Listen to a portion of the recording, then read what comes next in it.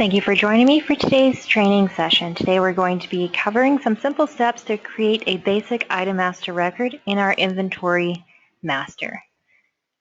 So to get started, you need to make sure you're in the inventory module. If you're not in the inventory module, you can get there by clicking on our apps dropdown and choosing inventory from the dropdown list. Once you're in the inventory module, you'll go under the item tab and click on item master list or define item.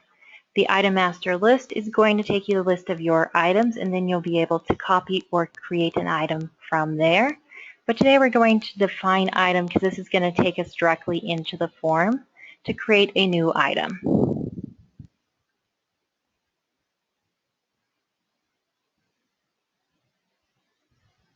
Now there are a lot of different things that can be filled in the item master record. Today we're just going to cover some of the basic information on it. So to get started, we're going to create an item code. Now you can also have a number set up here so it'll automatically generate this code for you.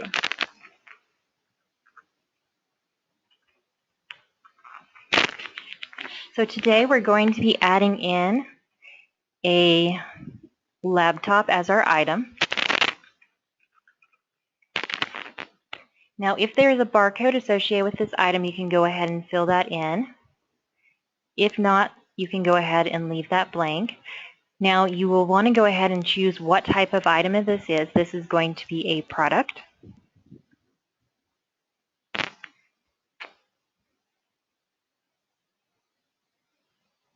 And then you can go ahead and map this to an item group.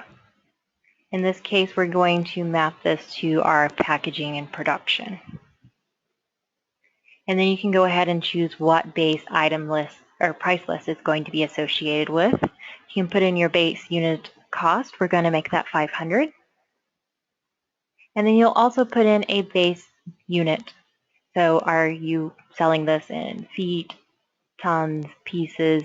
In this case, we're going to go with pieces. And we're going to go ahead and make it an active status. Now, if you need to define an item category, you can.